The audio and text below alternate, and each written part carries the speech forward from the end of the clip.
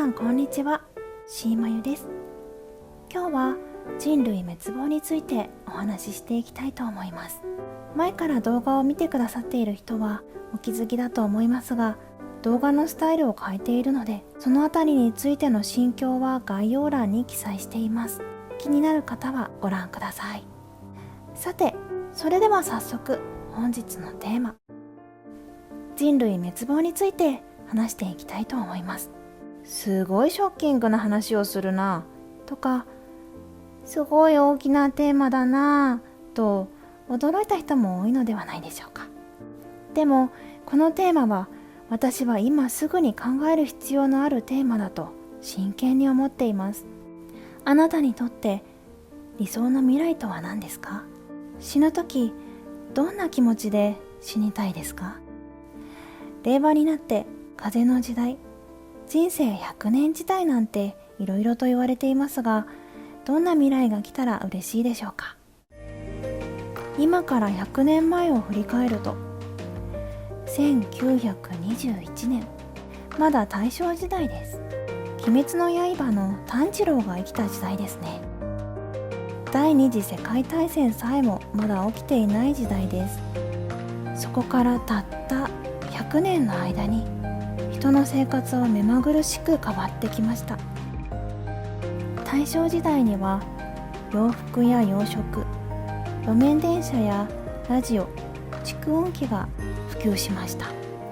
1950年代には三種の神器と呼ばれる白黒テレビや電気冷蔵庫、洗濯機が普及しました。そして1960年代、3C と呼ばれるカラーテレビ、クーラー、車などが普及しました。1980年代には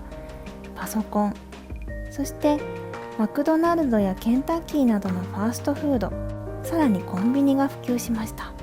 そして2000年代にはインターネットや携帯電話、今でいうガラケーが普及しましたね。2010年代には iPhone が登場しました。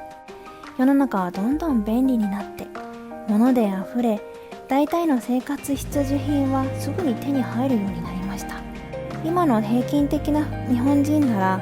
毎日お腹いっぱいご飯を食べ、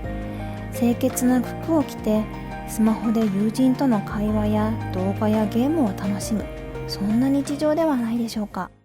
でもその裏で地球温暖化や気候変動、森林伐採や砂漠化、水質汚染、大気汚染、放射性物質汚染、生態系の危機、このように様々な地球規模の問題が起きています。日本で1960年代に問題になった公害は局所的な問題で今はほぼ解決していますが、1970年代以降、地球規模で環境問題が取り上げられるようになりました。でもそこから50年も経った今でも地球規模の問題解決のための施策はきちんと実行されていないのです。もしこのまま地球の状態が悪くなっていったら、その果ては人類滅亡。皆さんはこんなこと起こるはずがないと思いますか？私はそうは思いません。今は楽しくてちょっとした幸せも感じながら毎日を過ごせているかもしれませんが、今のまま進めば間違いなく地球は人の住めない星になると確信しています。それはなぜか。人の心理的な特徴と今の世の中の特徴から4つに分けてお話ししましょう。マズローの欲求段階。人には社会貢献をしたくなる自己超越欲求というのがあります。しかしその自己超越欲求に行く前に満たす必要のある欲求がたくさんあり、それを満たせていない人がほとんどです。例えばどこかが地震や豪雨などで被災しているニュースを見ても大変だなぁとは思いますが、次の瞬間には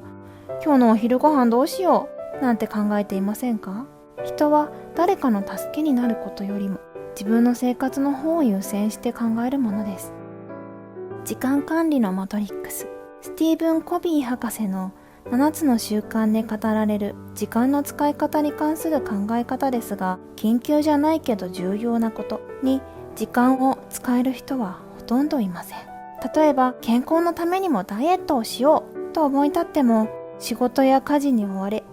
気づいたら食事管理も運動も何もしていないなんてことありませんか？人は目の前のことに時間を使ってしまう生き物なのです。パレートの法則、2対8の法則、あるいは働きありの法則とも呼ばれる法則です。これはしばしば数字の信憑性について議論がされますが、数字は重要ではなく、意識高い系はいつも割合が少ないということです。例えば、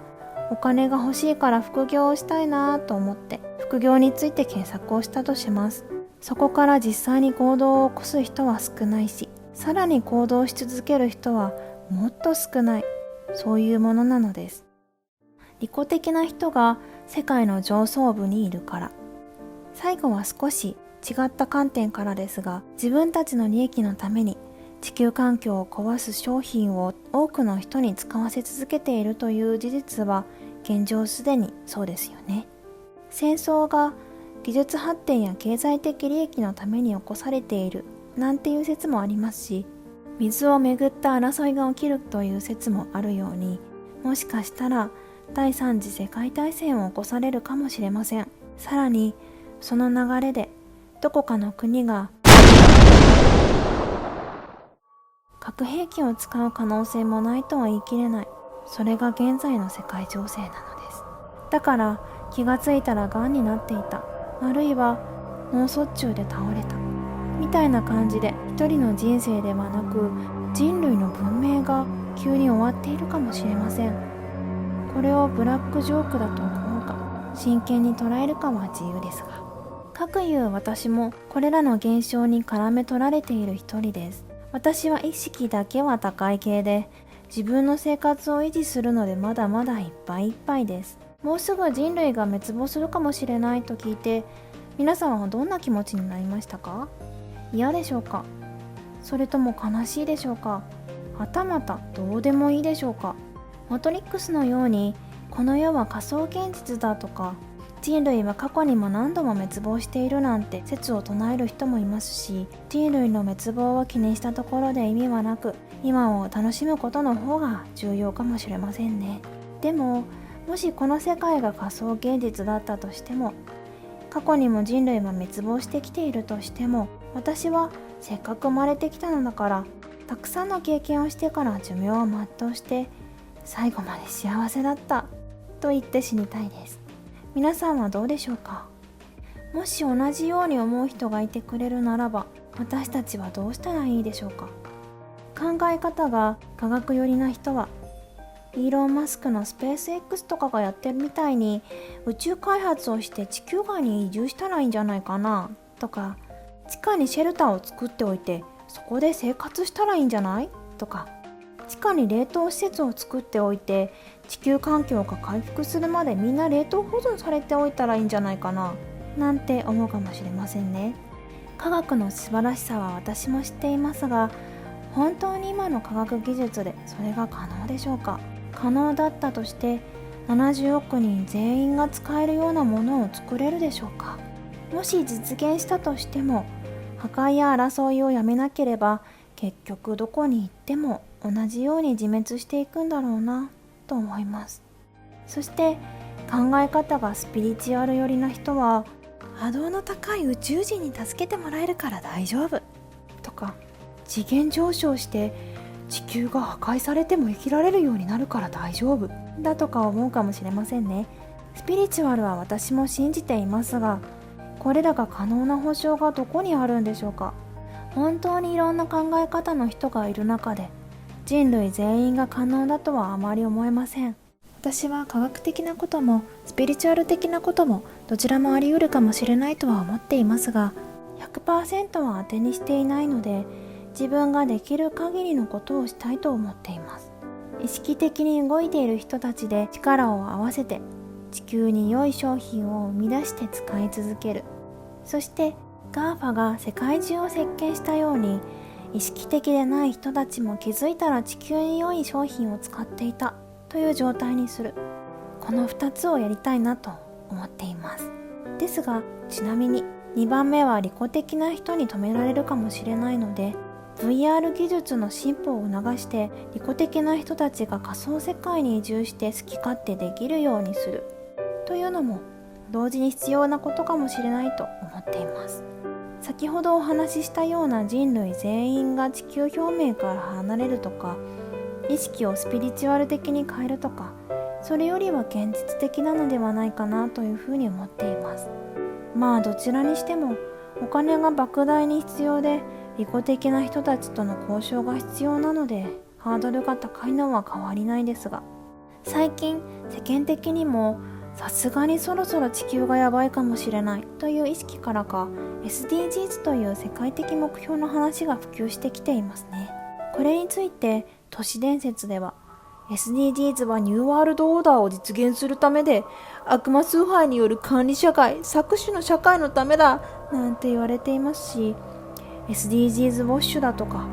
SDGs の闇がどうだとかいろいろ言われていますが、私は正直どうでもいいと思っています。